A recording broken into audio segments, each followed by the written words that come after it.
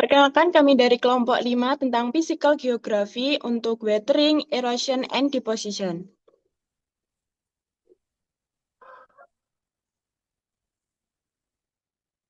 Untuk yang pertama yaitu weathering atau pelapukan, di mana pelapukan itu adalah proses penghancuran batuan di permukaan bumi akibat pengaruh cuaca, organisme, dan reaksi kimia. Proses ini terbagi menjadi dua, yaitu ada pelapukan mekanis dan pelapukan kimiawi. Nah, untuk faktor yang mempengaruhi weathering itu ada empat.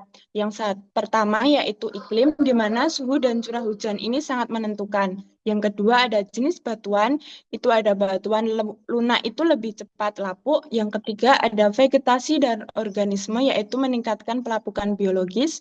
Yang keempat ada topografi, itu lereng, curam itu mempercepat penghancuran.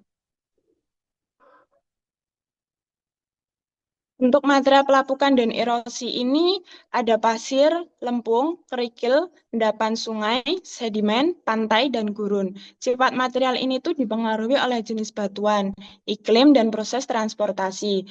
Nah, untuk material inilah yang menjadi bahan pembentuk batuan sedimen dan tanah.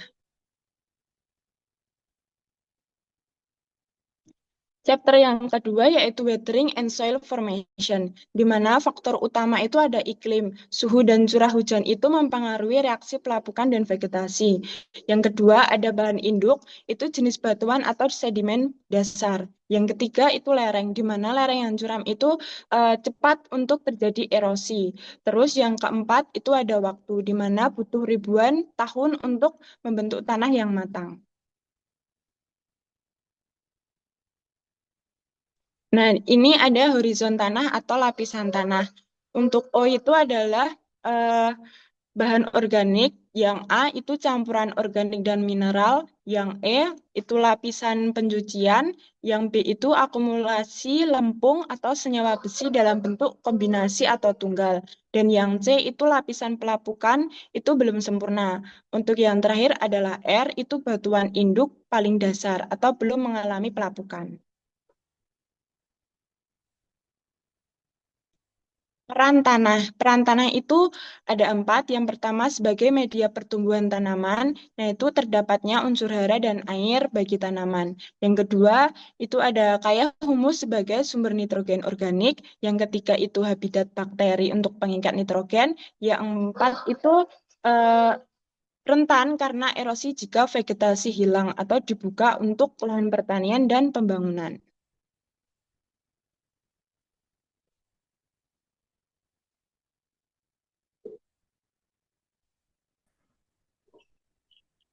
Dan selanjutnya yaitu mass wasting. Mass wasting atau gerakan massa adalah pergerakan material padat seperti bat, batuan dan tanah mengurungi lereng akibat gaya gravitasi. Stabil lereng dipengaruhi oleh sudut kemiringan dan kekuatan mineral penyusunnya. Jika gaya geser yang menarik material ke bawah lebih besar daripada kekuatan geser material, maka longsor akan terjadi.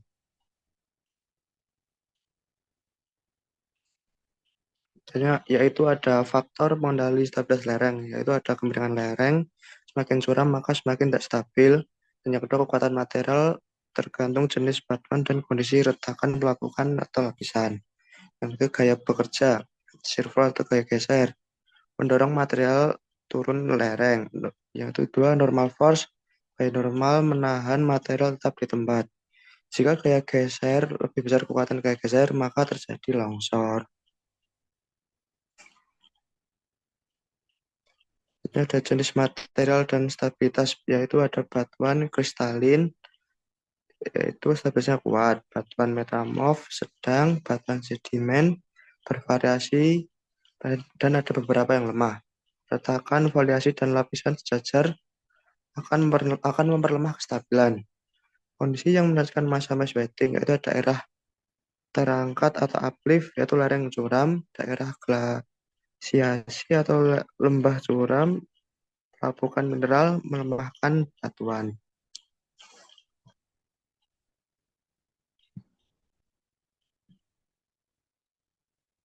Sebenarnya ada dampak dan mitigasi yaitu menyebabkan kerusakan infrastruktur dan korban jiwa. Dan kedua mitigasi pembuatan kanal aliran material penahan longsor, sistem monitoring, contohnya mountain rainer.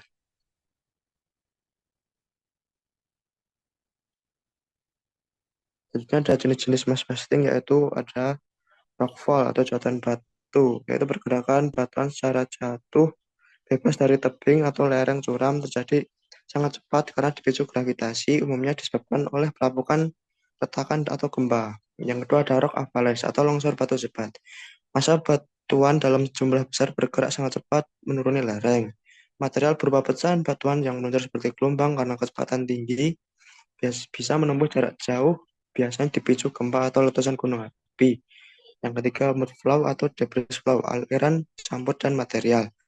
Aliran mud flow itu aliran cepat material berbutir halus bercampur air. Debris flow yaitu aliran campuran air tanah dan bongkahan batu berukuran besar.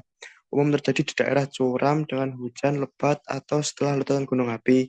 Yang keempat, creep atau soliflation, yaitu creep pergerakan tanah sangat lambat ke bawah lereng seringkali tidak terlihat langsung. Ditandai pohon atau tiang miring perlahan. Soil fusion atau bentuk creep terjadi di daerah dingin ketika lapisan tanah beku atau permafrost mencair di musim panas sehingga lapisan atas perlahan meluncur di atas tanah beku.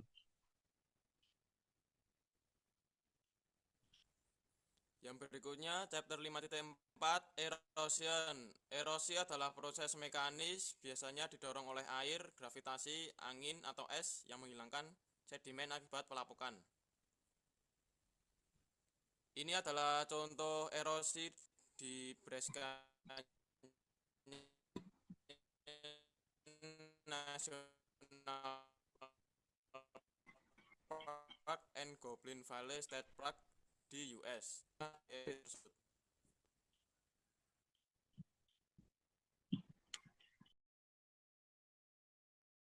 Yang selanjutnya ada transfer by wind atau transportasi oleh angin. Ini dipengaruhi oleh ukuran partikel, kekuatan angin, dan kondisi permukaan. Efektif di daerah kering karena tanah tidak terikat air dan vegetasi. Partikel halus seperti lempung atau lumpur bisa terbawa hingga antar benua. Bentuk angkutan yaitu muatan dasar seperti pasir bergerak dengan saltasi atau meloncat. Muatan terangkat yaitu lempung.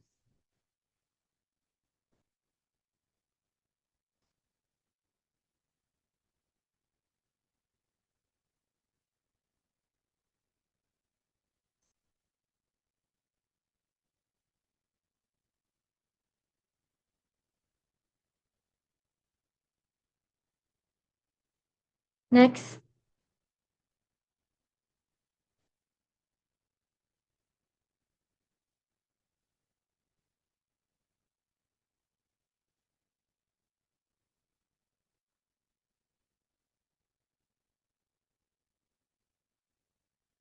Erosi angin yaitu deflasi, partikel kecil terangkat meninggalkan kerikil. Abrasi, pasir mengikis batu terbentuk venivex. Dasar vernis, lapisan gelap. Yang kedua ada deposisi angin. Yang pertama, bukit pasir terbentuk di gurun pasir atau pantai dari pasir kuarsa atau pasir karbonat. Pasir berpindah ke sisi landai atau jatuh ke sisi curam. Bentuk ini dipengaruhi oleh ketersediaan pasir, arah angin, jenis tanah. Yang kedua ada loess. Endapan lempung atau danau halus terbawa angin, membentuk tanah subur atau lapisan lempung berwarna. Next.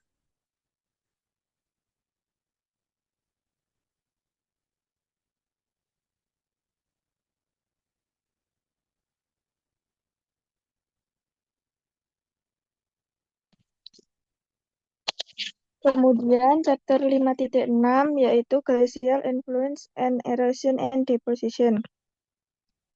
Glacier adalah es padat yang bergerak sangat lambat di permukaan tanah. Glacier mengikis dan membentuk batuan di bawahnya. Glacier juga menyimpan sedimen di bentang alam yang khas. Terdapat dua jenis glacier, yaitu glacier kontinental dan glacier alpen. Glacier kontinental adalah lapisan es besar yang menutupi permukaan tanah yang relatif datar. Glacier ini mengalir keluar dari tempat akumulasi salju dan es terbanyak. Gletser Alpen atau gletser lembah mengalir menuruni lereng pegunungan di sepanjang lembah yang ada. Kemudian gletser mengikis batuan di bawahnya melalui abrasi dan pencabutan air. Lelehan gletser meresap ke dalam retakan batuan di bawahnya.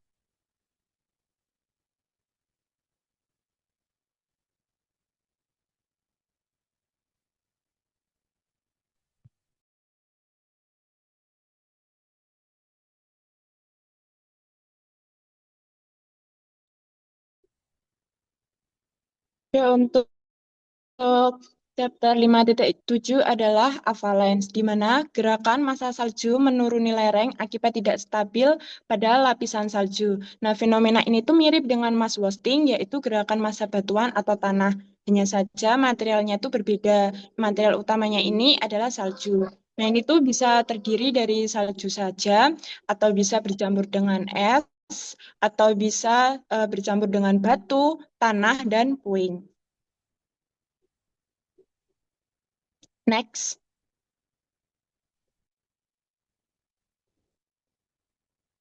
Nah, ini ada jenis-jenis avalanche. Yang pertama itu low snow avalanche. Nah, itu yang atas. Itu makin lama makin lebar saat turun. Untuk yang kedua ada slab avalanche. Itu satu lapisan besar salju itu pecah dan meluncur bersamaan. Yang ketiga ada ice avalanche. Itu runtuhan bongkahan es dari si gletser. Next. Chapter 5.8 yaitu subsidence atau penurunan tanah. Penurunan tanah terjadi ketika sedimen lepas dan jenuh air mulai memadat menyebabkan permukaan tanah runtuh. Terdapat dua jenis penurunan tanah, yaitu penurunan tanah lambat dan penurunan tanah cepat. Penurunan tanah lambat yaitu terjadi ketika dalam sedimen perlahan-lahan terdorong keluar karena beban di atasnya. Penurunan tanah cepat terjadi ketika air asam alami mulai melarutkan batuan kapur dan membentuk jaringan gua bawah tanah yang berisi air. Ini adalah contoh penurunan tanah lambat di gondola di Grand Canal, Venesia, Italia. Kota Venesia dibangun di permukaan laut di delta Sungai Brenta yang kini terendam. Kota ini tenggelam karena beban di atasnya dan pemumpaan air tanah.